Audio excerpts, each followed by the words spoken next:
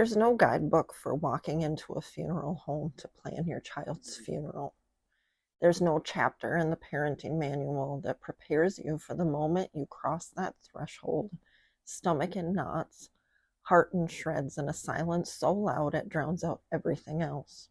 You walk in and the air feels different. It's thicker, it's heavier. You're not just grieving. You're about to make decisions no parent should ever have to make. Planning your child's funeral is brutal. It's not poetic, it's not cathartic. It's paperwork and choices and logistics that feel grotesque in the face of your loss. You sit across from someone who does this every day. And while they may be kind, they're also efficient. They have forms, they have timelines, they have packages. You'll be asked questions that will make you want to scream: burial or cremation? What kind of casket? What color lining? What music? What flowers?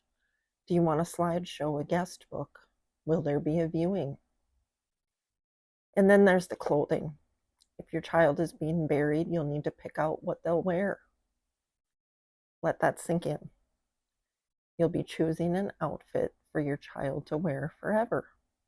You'll stare at their closet, maybe pull out their favorite shirt, maybe something formal, maybe something soft. You'll fold it with trembling hands, knowing it's the last time you'll ever dress them. If you're in a situation like mine, you'll have your father-in-law's new unwelcome wife telling you that socks and shoes don't matter because no one is going to see them in the coffin anyway. If they're being cremated, the process is different but no less harrowing. You'll sign papers that feel clinical, detached. You'll authorize the irreversible. In some states, you'll even be asked if you want to witness the cremation. You'll be asked about urns, you'll be asked about remains, and every signature feels like betrayal, like you're giving permission for the world to move on without them. You'll need breaks. I took 3. You'll need to step outside and breathe air that doesn't feel like it's pressing down on your chest. You'll need to cry in the car, scream into your steering wheel, sit in silence and stare at nothing. Take those breathers. Don't apologize for them. This isn't a process you power through. It's one you survive. When your child dies, everything becomes surreal. You're walking through a fog, making decisions that feel impossible. And somewhere in that blur, someone might mention quietly, almost as an afterthought, that you can spend time alone with your child before the funeral. No, I didn't do it. I was scared. I was terrified, really. The idea of seeing my daughter lifeless, of being in a room with her body, it just felt too overwhelming to me. I told myself it was better to remember them, or her, as she was, laughing, breathing, warm. I told myself it would be traumatic, and I told myself that I couldn't handle it. And I regret it deeply. Years later, that regret hasn't softened. It's actually grown sharper. Because what I didn't realize then is that time alone isn't about facing death. It's about reclaiming a moment of intimacy in the middle of chaos. It's about saying those last words without an audience. It's about holding their hand one last time, brushing her hair back, whispering things that I didn't get to say to her. This time is sacred. It's quiet. It's yours. There's no guests, no ceremony, just you and your child. You can hold their hand. You can talk to them. You can cry without worrying about anyone else. We don't say goodbye in my world. We say see you later. And you too can say things in your own way on your own terms. Don't let anyone rush you through this. Don't let anyone tell you it's morbid or unnecessary. It's necessary. It's human. It's love. It's scary. Let's not pretend it's not. Walking into that room, knowing what you'll see, knowing how it will feel, it's one of the hardest things you'll ever do. It was so hard I couldn't do it. But it's also one of the most meaningful. You don't have to do anything in that room. You don't have to speak. You don't have to touch. You can just sit. You can cry. You can breathe. You can just be with your child. And most funeral homes will let you. You just have to ask. They won't advertise it. They won't push it. But if you say, I want time alone with my child, they will make it happen. They'll give you privacy, they'll give you space, they'll give you time. You can even do this before the cremation. A local woman even completed the entire preparations. I'm talking the hair, the makeup, etc., for her son before his funeral. I mean, how absolutely touching is that? I mean, it's absolutely heartbreaking. But in her world, no one else could do those things the way she could. I wish someone had told me that more forcefully. I wish someone had said, "You'll regret not doing this," because I do. I regret not braving it. I regret letting fear win. I regret not giving myself that moment. So if you're facing this decision, I'm not here to pressure you, but I am here to tell you to be brave. There's even a flicker or desire in you to have that time, honor it. You don't get a second chance and you don't get a redo. Years from now, when the grief has changed shape but hasn't disappeared, you'll look back on that moment, not with horror, but with peace. You'll know you showed up. You'll know you were there, and that matters.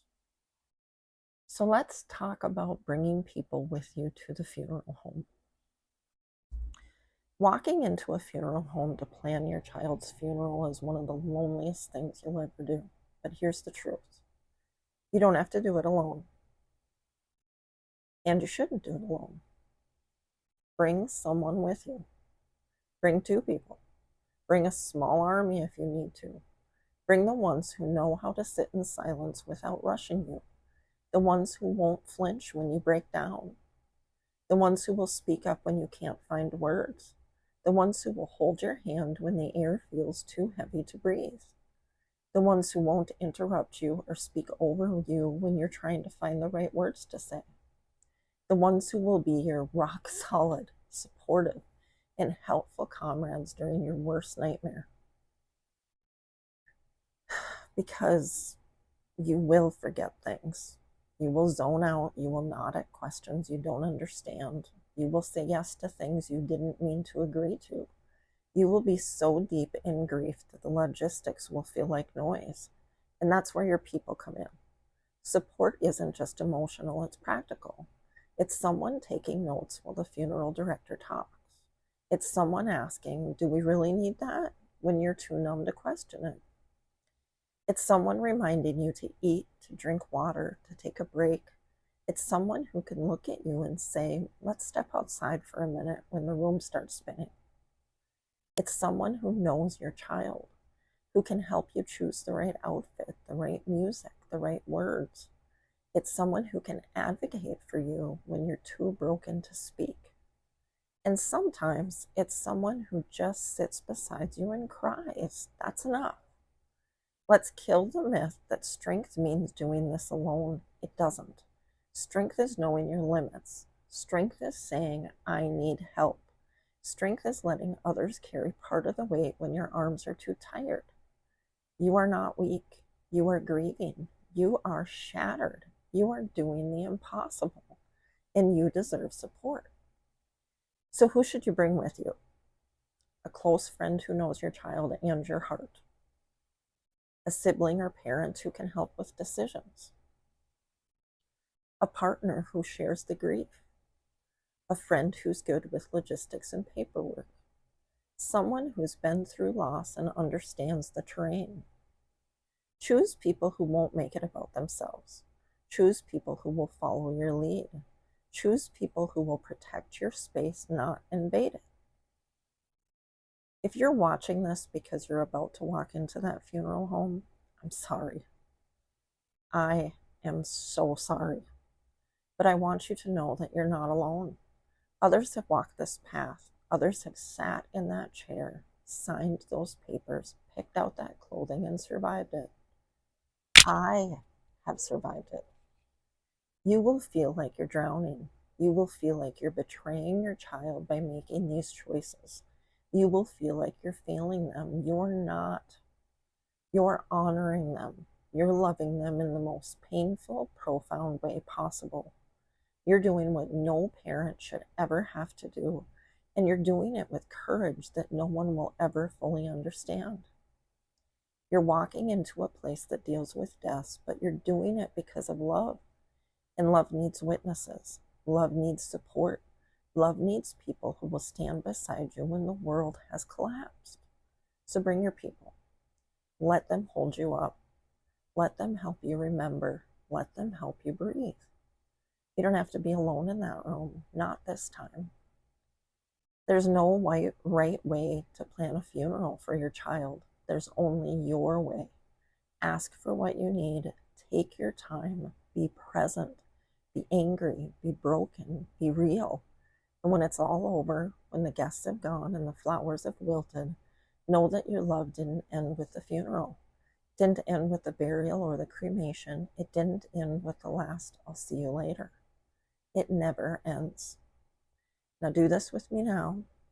Inhale, exhale, repeat. Until next time.